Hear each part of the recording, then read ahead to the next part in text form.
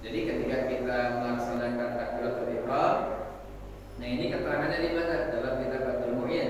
Jazaludin Al-Balibari menyatakan bahwa ketika melaksanakan sholat selesai takbiratul ihram, menyimpannya di mana? Di bawah dada, di atas pusar. Tapi kembali, kalau kita melihat ada orang yang melaksanakan sholat menyimpan kedua tangannya suka berbeda. Ada yang di pas di dada, ada yang di bawah dada, di bawah pusar, tapi posisinya di mana? Di tengah. Ada yang menyimpan di bawah dada, di atas pusar, posisinya condong sebelah kiri. Makanya agak sedikit beda biasanya. Allah, agak tarik ke sini. Ada yang lurus, ada yang di sini. Apakah semuanya boleh? Menyimpannya boleh di mana saja? Kembali kepada dasar hukum. Menyimpan kedua tangan tujuannya apa? Menyimpan kedua tangan bagi orang yang sholat atau sebut saja dengan bersedekah, itu hukumnya boleh ubah di mana saja. Nah, tapi di sini kok di bawah dada, di atas pusar, menjadikannya bahkan agak sebelah kiri, nanti ada dijelaskan. Nah, di dalam Fathul Mu'in yang jelas secara garis besarnya sama. Di bawah dada, di atas pusar, tengah-tengah di sini. Nah, kemudian kita kembali lagi ke dasar hukum. Menyimpan kedua tangan setelah takbiratul ihram itu sunnah. Intinya apa? Supaya ditaruh di sini tidak melakukan gerakan-gerakan atau menjaga daripada gerakan-gerakan di luar sholat. Seandainya ke bawah irsal, sudah dirundai kan ke handap ke bawah, boleh nggak? Artinya begini. Ada orang takbiratul ihram, Allahu Akbar, umum di sini, Allahu Akbar. Ada yang di sini, bahkan di bawah pusar ada, di atas pusar, di bawah dada, di atas pusar, seperti ini pada umumnya. Ada juga yang di sebelah sini. Nanti kita sebutkan, jelaskan contoh bersama. Yang jelas bersedekap ini tiada lain tujuannya adalah supaya tangan kita, tangan orang yang melaksanakan sholat tidak lakun walaupun, tidak terjadinya main-main. Acara main-main, akhirnya kita main-main itu maksudnya kalau tidak disimpan di sini, mungkin tangan kita bisa melakukan gerakan-gerakan di luar sholat ini. Gerakannya ada di sini. Dan seandainya ditaruh di sini, boleh nggak? Boleh, asal mampu menjaganya untuk tidak melakukan gerakan-gerakan apa biasanya. Ayun-ayunan, takut ini. Kalau ayun-ayunan begini, kira-kira gerakan sholat bukan? Bukan, khawatir seperti itu. Maka ketika kita memahami bahwa seandainya ada orang yang melaksanakan sholat Allahu Akbar, dia di bawah aja begini, jangan aneh, gak masalah. Terkadang awal-awal kita mengetahui tentang sholat dengan beragamnya orang, kehadiran orang. Contoh misalkan saya di kampung Sinakono, begitu bergabung dengan orang perumahan di dalam satu masjid, takbiratul ihramnya saja beda-beda. Ada yang Allah, ada yang tinggi biasa, ada yang sedang, ada yang segini doang, ada yang cuma gini doang. Nyimpennya juga sama. Tapi ketika kita mempelajari, oh tidak aneh itu mah. Ya. Semuanya memang ada sedikit perbedaan, terutama dari beberapa mazhab tadi. Yang jelas kembali ke awal, mengangkat kedua tangan ketika takbiratul ihram hukumnya sunnah. Salatnya seandainya takbiratul ihramnya ngangkat tangannya beda-beda, salatnya tetap sah. Kecuali ngangkat kedua tangan tidak mengucap takbir, itu mah salatnya tidak sah. Karena rukun salat, rukun qaulinya adalah mengucapkan. Mengucapkan itu berarti dengan lisan. Allahu Akbar, beda tuh. Kecuali takbir yang kita ucapkan di intikal. Takbir intikal itu takbir selain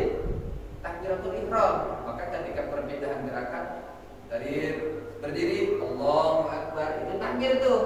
Itu hukumnya sunnah, beda tuh. Ketika Bapak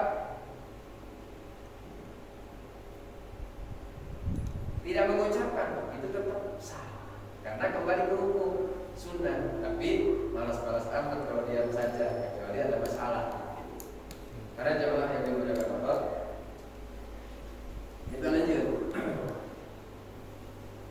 Nah, kita sekarang bagaimana cara menyimpan kedua tangan kita?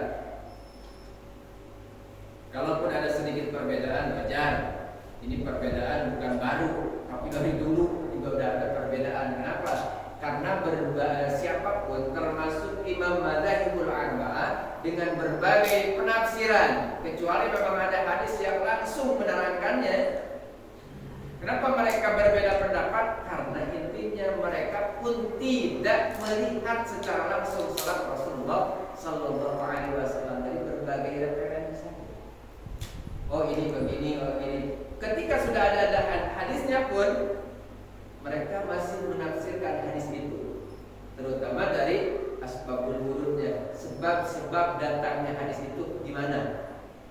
Ditelitilah para peneliti hadis, kemudian diteliti.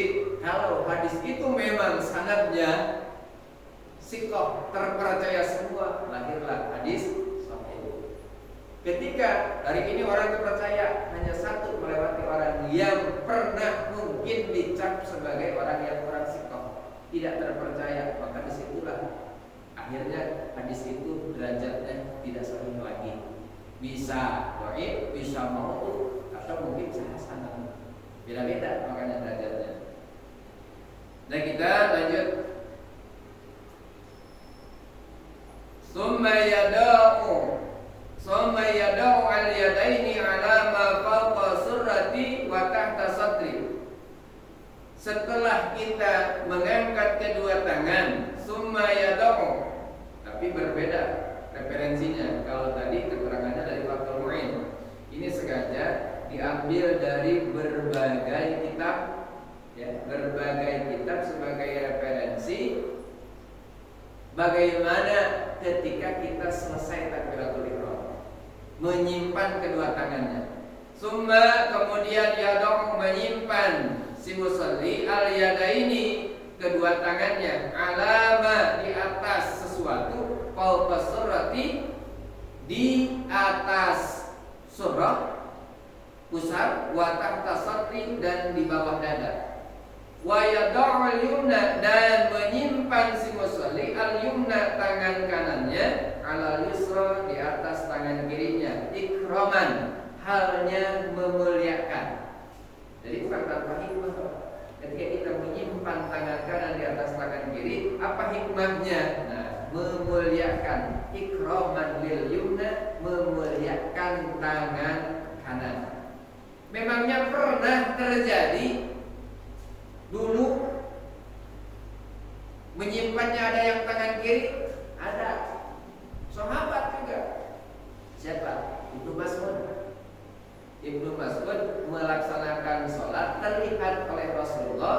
Ibnu Mas'ud ini meletakkan tangan kanannya di bawah tangan kiri, sehingga dilihat oleh Rasulullah. Maka sejak itu disebutkan oleh Rasulullah, ganti tangan kanan yang di atas. Apa di antara hikmahnya? Ikraman lil yumna, memuliakan tangan kanan. Sekarang alhamdulillah kita ya, mungkin biasanya kalau anak kecil yang penting sedekap. Nah sekarang kita alhamdulillah sudah paham. Nah, kita lanjut. Bi antakuna mahmulatan, dengan sesuatu yang ditumpangkan. Artinya ketika kita meletakkan tangan kanan di atas tangan kiri, mahmulatan, ditumpangkan, wa yunshiral musabbihata, kemudian dibuka nih al-musabbihata, telunjuk wal wusta, dan jadi tengah, minal yumna, dari tangan kanan, ala tu'is sa'idi, di atas pergelangan tangan kiri. Di atas ruas pergelangan tangan kiri. Wa yaqbidul ibham, dan mengepalkan, ibham itu jempol, wal khinsir jari manis, wal binsir dan kelingking ala kuil yasari di atas pergelangan tangan kiri. Intaha Ihya Ulumuddin juz 1 halaman 193. Jadi kira-kira begini Pak, kalau posisi ketika kita mah mau melaksanakan sholat itu ingin menjemput khusyuk di antaranya. Khusyuk bisa ditunjukkan daripada gerakan-gerakan. Rapih orang di dalam sholat, maka insya Allah akan rapih juga. Paling tidak rapih juga hatinya. Maka ketika itu Allahu Akbar. Nah, di dalam Ihya Ulumuddin patokannya seperti ini. Jadi seperti ini Pak. Dua nih. Wa yunsirul al-musabbihata wal wusta. Digerakkan. Udah diluruskan aja begini. Nah, kemudian wa yaqbidul ibham dilipat nih, dikepalkan. Ibham jempol, hinsir wa binsir, jari kelingking, jari manis dan jari kelingking begini. Maka ketika sekarang kan dilipatkan kemana? Dikepalkan ala ku'il yusra, di atas pergelangan tangan kiri. Maka ketika posisinya tak begini, ini seolah-olah sedang mengepal tangan kiri. Nah, posisinya begini. Allahu Akbar. Nah, begini. Ini dilibatkan ke sini, ini ke sini, sirwabil begini, ini kamu begini. Ini dalam kitab Ihya Ulumuddin. Nah, kalau misalkan kita bagaimana? Allahu Akbar, ada yang begini, ada yang begini, sholatnya tetap sah. Sholatnya tetap sah. Ya, ini bukan berbicara sah atau tidak sah. Kenapa? Karena menyimpan tangan di sini bukan termasuk dalam rukun sholat. Nah, kita harus seperti itu. Kemudian diterangin lagi di mana? Di dalam kitab I'anatul Talibin, Syarah Takrib. Qauluhu ta'ala sadrihi wa fawqa suratihi, keterangan penjelasan tentang menyimpan kedua tangan ta'ala sadrihi, di bawah dada, di atas pusar. Maksudnya bagaimana? Aima ilan ila jihati yasarihi, diterangkan di dalam kitab I'anatul Talibin juz 1 halaman 153. Tepatnya kita menyimpannya di bawah dada, di atas pusar, aimailan. Nah, ini makanya nih ada dalilnya. Ketika ada orang yang menyimpan tangannya, Allahu Akbar, ada yang di sini, ada yang di sini. Ini dalilnya dari mana? Mungkin Pak, ketika saya dulu bertanya, kenapa? Karena saya melihat orang lain merukuknya di sini. Tapi ketika di masjid ada orang tua saya begini, atau banyak orang tua yang begini, bertanyalah, kenapa kita tidak sama? Ini di sini, karena penjelasannya tadi menurut Bapak Ibu seperti itu, di bawah dada, di atas pusar. Nah, di dalam kitab I'anatul Talibin agak pakai mailan, condong dikit, geser dikit, ila jihati yasarihi, kemana? Ke arah sebelah kiri. Sebelah kiri masing-masing. Allahu Akbar. Taruhnya di sini. Ini posisi begini. Ini makanya suka kelihatan agak sedikit beda, ya, agak sedikit beda. Nah, ini bukan berarti tanpa tujuan, Pak. Ada dalilnya. Dalilnya apa? Sebelum saya tahu tentang keterangan ini, saya bertanya, kenapa Bapak, kenapa Ayah, kok tangannya sebelah sini? Bukan dulu zaman penjajahan, ketika mungkin ada yang sama ya. Keterangan itu kita dapatkan ketika menyimpannya di sini itu zaman penjajahan. Ketika ada penjajah mau membunuh kita, maka sambil pegang senjata. Nah, bisa senjata. Senjata itu bisa golok, bisa pistol, bisa apa aja lah. Maka boleh kita dalam rangka hifdzun nafsi, menjaga diri, kita dudukin. Jangan mentang-mentang sholat digorok juga pasrah aja, jangan. Udah harus ada pembelaan. Oh, masyarakat boleh jadi dalil? Ya boleh saya saat itu. Tapi ternyata apa?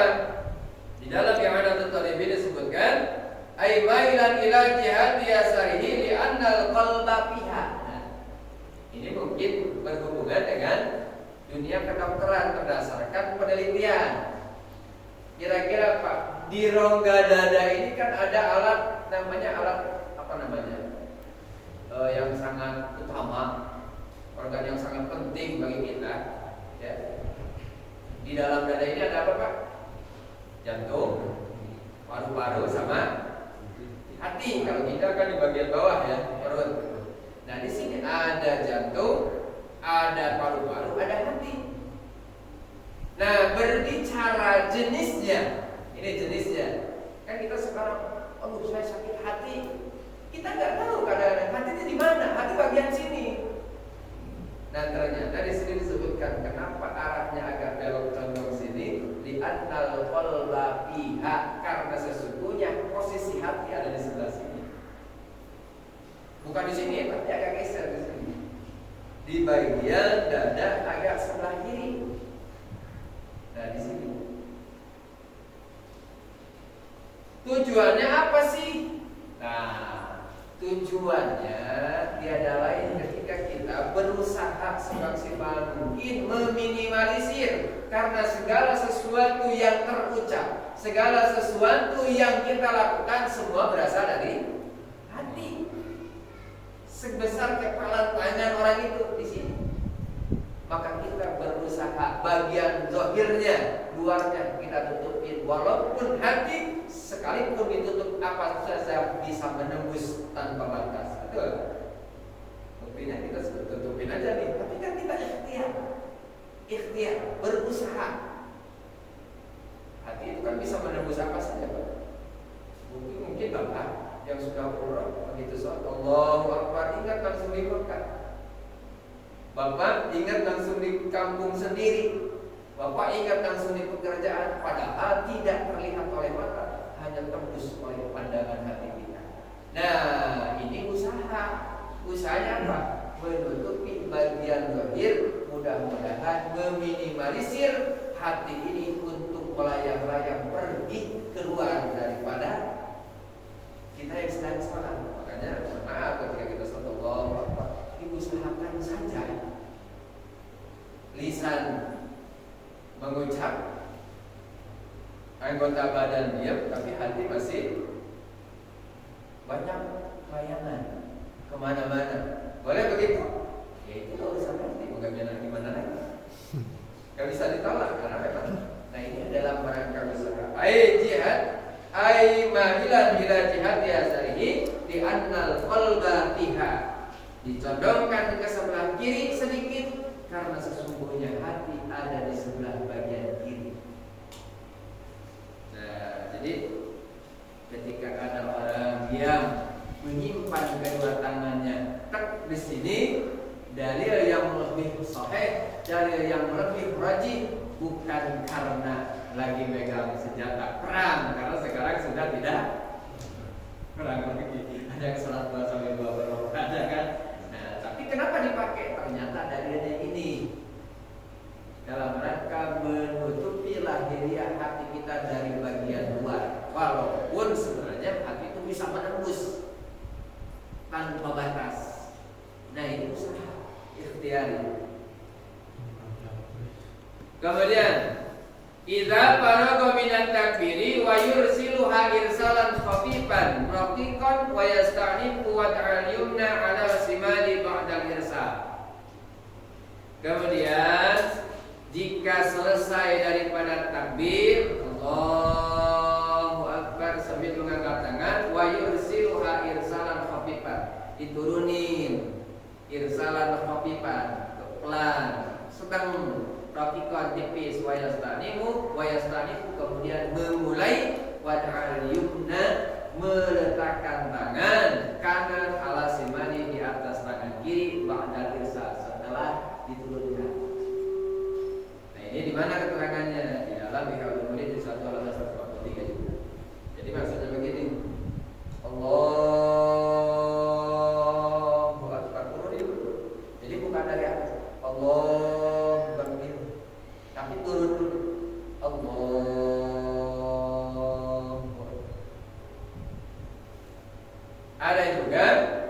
Dengan irsalan khafifan di sini agak sedikit diputer. Tapi ini jarang. Tapi seandainya ada orang yang melakukannya, ada dalilnya juga. Makanya ketika kita kaya akan ilmu melihat orang yang melakukan ini, kok tidak ada salahnya. Contoh, Bapak pernah lihat yang begini? Allah, kayak gini. Tarik dulu ini taruh ke sini begini. Cuman kadang-kadang ada orang praktekin suka berlebihan. Soalnya begitu, kenapa? Oh, begini. Gak ada yang begitu, itu mah ngelebihin. Kenapa? Karena irsalan khafifan Allah, Bapak tarik begini sekali doang. Jadi tidak ada. Oh, Bapak ini nggak ada kalau begini mah. Jadi mah ngadu antara Windows Upload dengan Jaka Subuh. Mengadu ilmu itu mah. Ya, itu seperti itu mah. Boleh seperti itu boleh. Ya, bersedekah. Bahkan seorang ketika Allahu Akbar dia tidak bersedekah, nggak masalah asal mampu menjaga daripada lahun, tangannya tidak main-main. Kalau misalkan tidak lahun bagaimana? Pada paksa, tidak jadi masalah, nggak dosa. Sholatnya juga tetap sah, tidak masalah. Lanjut.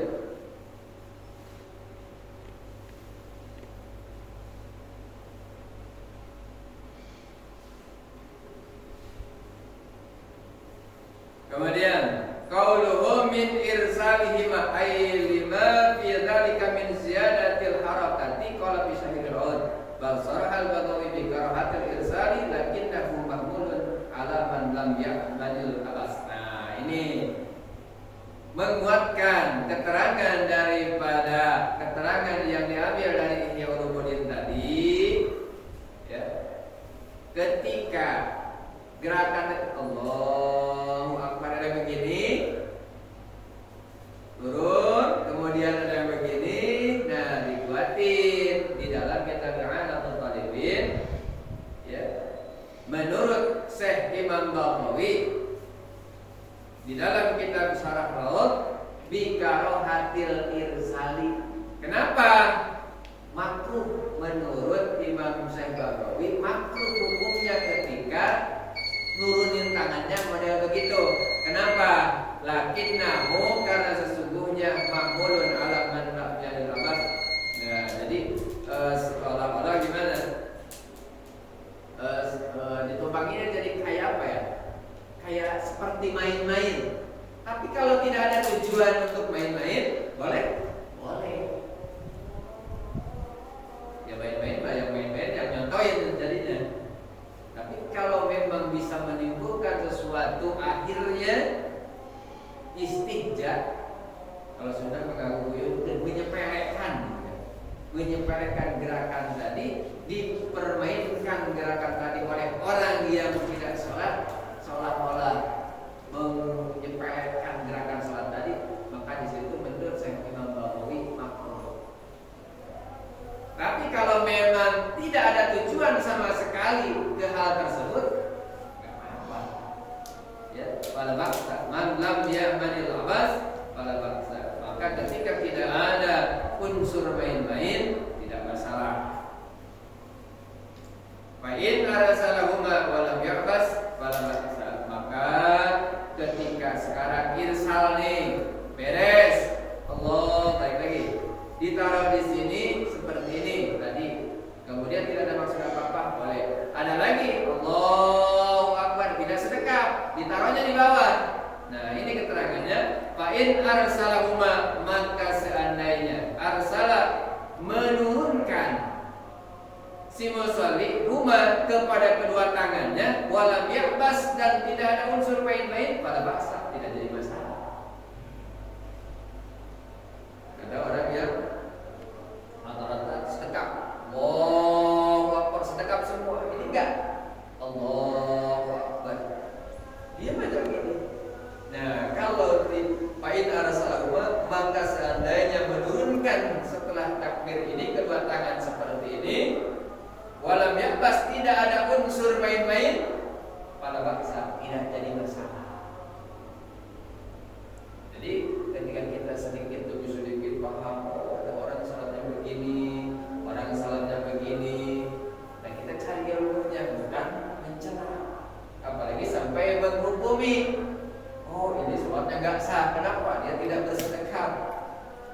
dia nggak sah. Di mana?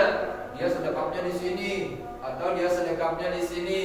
Ada juga orang yang sedekapnya di sini, Pak. Kenapa? Karena perutnya gendut. Nah, ada yang ditaruh di bawah. Ada. Dari mazhab yang empat saja ada perbedaannya ketika menyimpan kedua tangan. Mana di antaranya? Ini saya dapat kitab ini karena memang salahnya dari sini sudah di ini. Nah, ini di antaranya terdapat pendapat sebagian dari mazhab Syafi'i meletakkan kedua tangan di bawah pusar. Pendapat ini juga mayoritas mazhab Abu Hanifah. Ada juga dari mazhab Syafi'i tapi nyimpannya di mana? Kedua tangan di bawah pusar ada. Intinya apa? Mampu menjaga agar tidak adanya gerakan-gerakan yang terjadi, gerakan tersebut di luar gerakan sholat. Jadi mau nyimpan di sini, mau nyimpan di sini, nggak apa-apa. Nah, kalau nyimpannya di sini, dalilnya tadi. Kenapa? Di antaranya di annal qalba fi janibil yusra. Karena sesungguhnya hati ada di bagian samping sebelah kiri. Ai mailan ila jihati yasari. Maka ketika menyimpannya condong dikit ke sini. Dalam rangka apa? Ya, menutupi zahiriyahnya. Bagian luar daripada hati itu sendiri supaya apa? Ya, mudah-mudahan ketika kita udah ada usaha supaya nggak terlalu apa melayang-layang. Bahkan kita sedikit orang yang awalnya sholat, niatnya sholat, ketika sholat dia lupa bahwa dia sedang sholat. Kenapa? Karena hati tadi. Kalau tidak ada imam rukuk mah sampai lupa ada imam rukuk, Allahu Akbar dia baru rukuk. Jadi kenapa? Karena mungkin sedang bermaksiat. Apanya? Hatinya. Boleh begitu? Ya mau gimana lagi? Boleh nggak boleh? Kan pernah saya sampaikan, kalau kita pengen khusyuk di dalam sholat, sederhana banget, tidak usah dibandingkan dengan para nabi, para rasul. Tapi kata Sayyidina Abu Bakar As-Siddiq, kalau ingin sholat khusyuk, lepaskan urusan dunia. Artinya seperti tidak butuh urusan dunia. Ketika kita butuh nggak Pak? Justru ketika sholat urusan dunia hadir semua. Bahkan ketika Allahu Akbar, urusan kita tahun lalu kebayang. Hari ini ada, bahkan sudah mengarang setahun 2 tahun yang akan datang di dalam sholat. Makanya sebenarnya orang sholat itu cerdas. Coba kalau kita di rumah begini aja nonton TV itu gak kebayang Pak. Planning kita ke depan. Coba kalau lagi sholat, kok kebayang. Apalagi udah mendekati lebaran, saya pulang hari keberapa. Padahal belum tentu besok hidup. Kita udah kebayang. Wah, tahun depan saya mau mudik karena udah 5 tahun. Gak mudik-mudik, kebayang itu semua. Tapi alhamdulillah termasuk di antara hikmah nih. Sebenarnya orang sholat itu beruntung, banyak untungnya. Pernah saya sampaikan, guru yang guyonan, ini mah guyonan. Ada seorang yang datang kepada seorang kiai lah, tokoh. Pak Kiai, saya minta tolong, kenapa dompet saya hilang? Dompet saya hilang. Udah dicari, udah semua.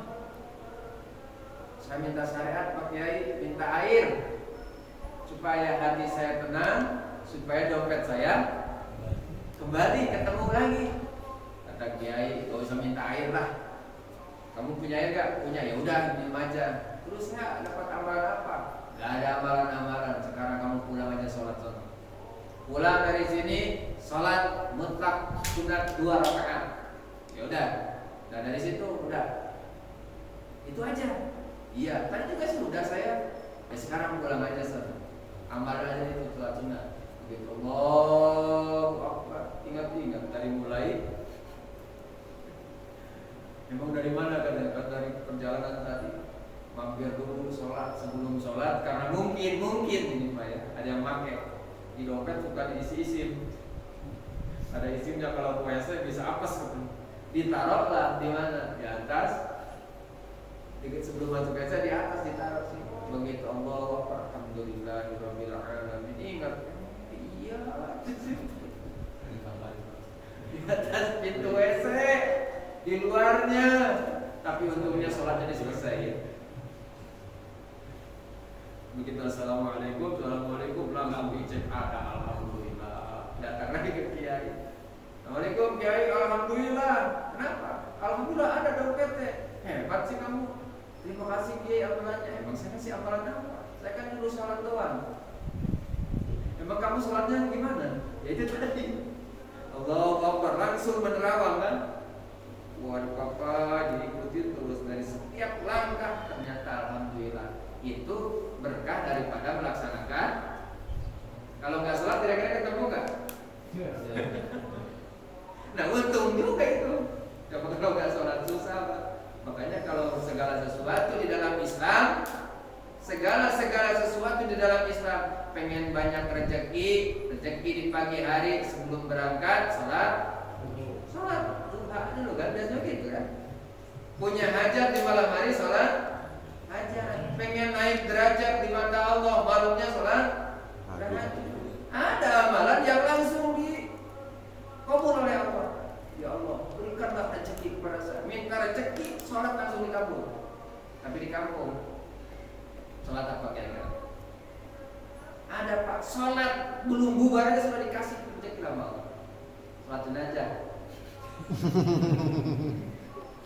Kalau di kampung kan, Allahu Akbar udah beres. Assalamualaikum. Biasanya ada yang keliling tuh. Yang sholat berapa orang diamplopin satu-satu tuh, langsung kapten. Itu kalau di kampung ada yang begitu. Makanya sholat diawali dengan sholat. Kenapa? Yang nggak sholat nggak dapat. Makanya semua kembali kepada sholat. Karena sholat bentuk rasa syukur. Ketika kita diberikan masalah, tetap bersyukur. Di mana? Alhamdulillah, saya masih ada masalah. Menandakan bahwa kita memang ya satu dibutuhkan sama Allah, masih disayang sama Allah, diberikan masalah untuk menguji kita. Maka ketika kita kembali kepada Allah, salah satunya dengan sholat, insya Allah dibukakan jalannya dalam hal apapun. Maka banyak sholat sunnah yang mungkin sudah Bapak semua kerjakan sebagai jalan keluar. Karena ini selain diperintahkan oleh Allah, wa minal laili fatahajjat bihi nafilatan lak, itu kan berhubungan dengan tahajud, dengan sholat sunnah yang lain insyaallah. Para jamaah yang dimuliakan Allah, kesimpulannya ketika kita meletakkan kedua tangan boleh di sebelah mana saja ya, bahkan ketika tidak pun tidak masalah, asal mampu menjaga tidak melakukan gerakan-gerakan di luar sholat. Gerakan di luar sholat berturut-turut 3 kali maka bisa membatalkan sholat dalam pemahaman mazhab Imam Syafi'i. Jadi ketika sekarang kita menyimpannya agak condong ke sebelah sini, kenapa? Di annal qalba bijanibil yusra, karena sesungguhnya hati ada posisinya di sebelah kiri, di sebelah dada sebelah kiri kita. Nah di sini usahanya, lahiriahnya kita tutupin. Para jamaah yang dimuliakan Allah Subhanahu wa taala, mudah-mudahan apa yang saya sampaikan ada manfaatnya, bisa menambah wawasan supaya kita tidak menyalahkan orang, apalagi perkara-perkara yang disunahkan. Makanya pentingnya kita memahami di dalam sholat ini adalah rukun sholat, ini adalah sunnah setelah sholat. Maka ketika yang berhubungan dengan sunnah ada sedikit perbedaan, wajar, sesuatu yang wajar. Yang jelas, yang fardu jangan sampai ditinggal atau bahkan tertinggal. Kenapa? Karena ketika rukun sholat salah satunya tertinggal, tidak ada unsur kesengajaan lupa, maka tetap sholatnya tidak sah. Oleh karenanya penting kita mampu membedakan mana rukun, mana sunnah di dalam sholat. Subhanakallahumma wa bihamdika asyhadu an la ilaha illa anta astaghfiruka wa atubu ilaik. Allahumma biqil aqwami tariq ilaika biqil hidayah. Assalamualaikum warahmatullahi